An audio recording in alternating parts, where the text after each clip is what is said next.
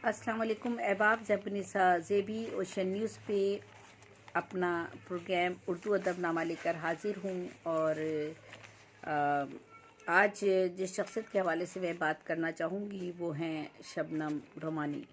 और इस माह हम शबनम रोमानी के हवाले से जो है हम प्रोग्राम मुनक्किद कर रहे हैं। उनका 30 दिसंबर 1928 उनका यौम पैदाइश है। तो इसी हवाले से ये प्रोग्राम ख़ुसूसी तौर पर मैंने आपके लिए यहाँ पर जो है वो शेयर करना चाह रही हूँ। बहुत मुख्तसर सी गुफ्तगू, ताकि आप चंद मिनटों में उनके बारे में मुख्तसर सा जान सकें। तो जमालियाती जज्बों के सच्चे शायर शबनम रोमानी। तेरे सामने बैठा हूँ आँखों में अश्क लिए, मेरे तेरे बीच हो जैसे शीशे की दीवार। यूं ना पढ़िए कहीं कहीं से हमें, हम भी इंसान हैं किताब नहीं। यही सलूक मुनासिब है खुशगुमानों से, पटक रहा हूँ सर आजकल चट्टानों से। क्यों ना मैं तोहमत उठाऊं, क्यों ना मैं ताने सुनूं, एक तो शबनम तखल्लुस वो भी रोमानी के साथ। अब के बारिश एक साथी दे गई, एक चेहरा बन गया दीवार पर। ये उनका ज़बान ज़दाम शेर है। अब के बारिश एक साथी दे गई, एक चेहरा बन गया दीवार पर। शबनम रोमानी साहब से, चूँकि वो कराची में ही रिहाइश पजीर थे और उनसे मेरी मुलाकातें रहीं और उनसे मेरी बातचीत भी है, उनसे मेरी मुलाकात भी है। ये मेरी खुशकिस्मती है। और उनके साहबजादे फैसल अज़ीम कनाडा में रिहाइश पजीर है माशाल्लाह से। वो भी शायर हैं और बहुत उम्दा शायरी करते हैं। और उनके साथ भी कनाडा में मुशायरे पढ़ने का जो है वो मुझे जो है मौका मिला और हम लोगों ने अक्सर मुशायरे एक साथ पढ़े हैं। आजकल भी ऑनलाइन हमारे मुशायरों में शरीक होते हैं। शबनम रोमानी के हवाले से मैंने अभी एक मुशायरे का इनेकाद भी किया था और उनकी याद में।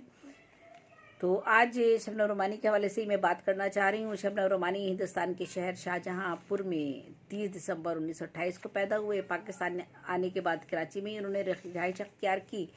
आपने एक सहमाही मुजल्ला अक़दार की अदारत के फ़राइज़ बहुस्न खूबी अंजाम दिए। कई अदबी और इशाती अदारों के बानी और मुशीर रहे। आपकी पहली किताब मसनवी सैर कराची 1959 में यानी 1959 में शाया हुई। 3 शेरी मजमूए जज़ीरा, तोहमत, दूसरा हमालिया शाया हुई। इसके अलावा भी मज़ीद और कुतुब बाद में शाया हुई होंगी, लेकिन मेरे इल्म में यहीं तक था।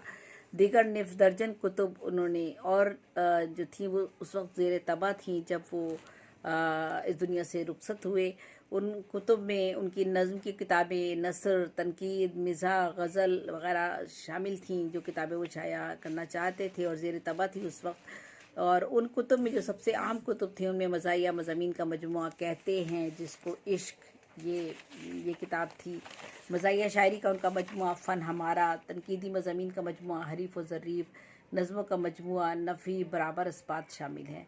आप जितनी उम्दा संजीदगी का मज़ामीन बांधने में माहिर थे, उतने ही फ़िकाया नवीसी में भी आपको कमाल हासिल था। वो नसर हो या नज़्म, दोनों में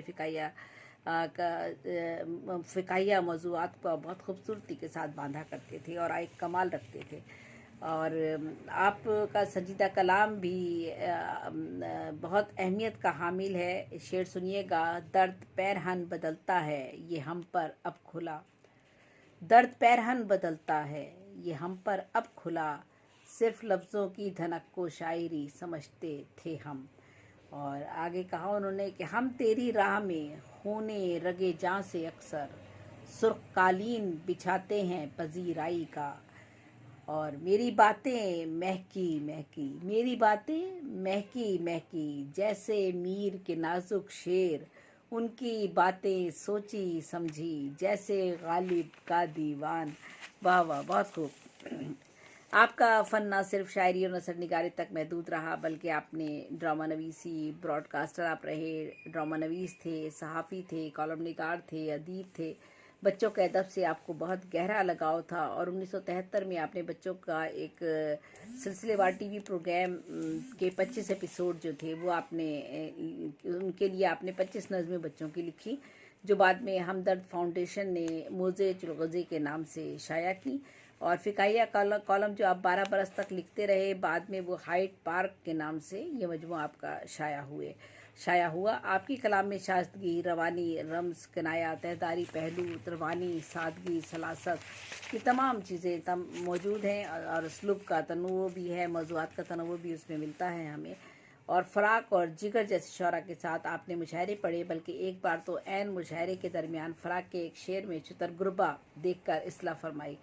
कहते हैं कि मैं दिल में सोचने लगा कि ये इस शेर का जो है वो मुतबादिल क्या हो सकता है, क्योंकि यहाँ शुतरगुरबा आ गया है। और उसी लम्हे मेरे दिमाग में वो ख्याल आ गया और मैंने ज़ौक़ साहब से फ़राक़ साहब से कहा कि फ़राक़ साहब, ये आप अपना शेर थोड़ा सा ना भूल रहे हैं। और ये मुझे याद है आपका शेर, आप जो है वो ये शेर आपका इस तरह नहीं बल्कि इस तरह से है।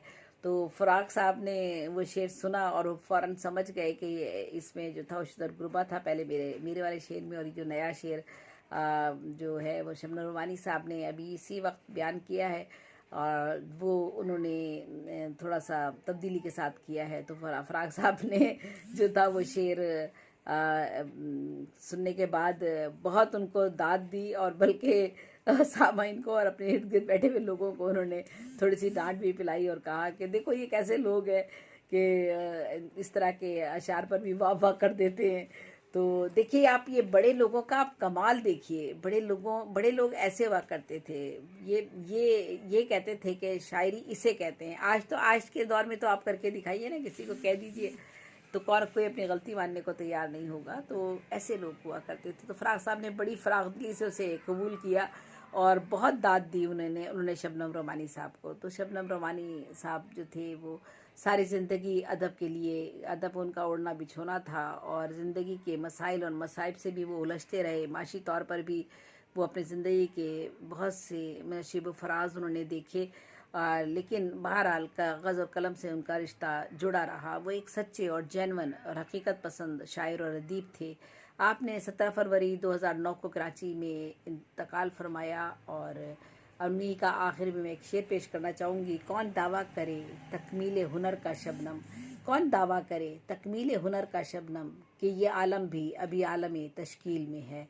तो ऐसे लोगों को मेरा सलाम, और ऐसे ही लोगों के बारे में मैं बात करती रहूँगी इंशाअल्लाह। और आप लोगों से मुलाकात मेरी होती रहेगी उर्दू अदबनामा में, और ख़ास तौर पर ओशियन न्यूज़ पर, जिनके डायरेक्टर और प्रोड्यूसर शेरवान और पूरी इंतज़ामिया मेरा साथ देती है, मुझे यहाँ मदऊ करती है और मेरे प्रोग्राम्स ऑनलाइन करती है। आप लोग देखते हैं, दाद देते हैं और कमेंट्स करते हैं, और मुझे अपने साथ जुड़े रहने पर आमादा रखते हैं। इसके लिए आप सबकी बहुत ममनून हूँ, मशकूर हूँ, बहुत शुक्रिया। अल्लाह हाफिज़, इजाज़त दीजिए, फ़ी अमान।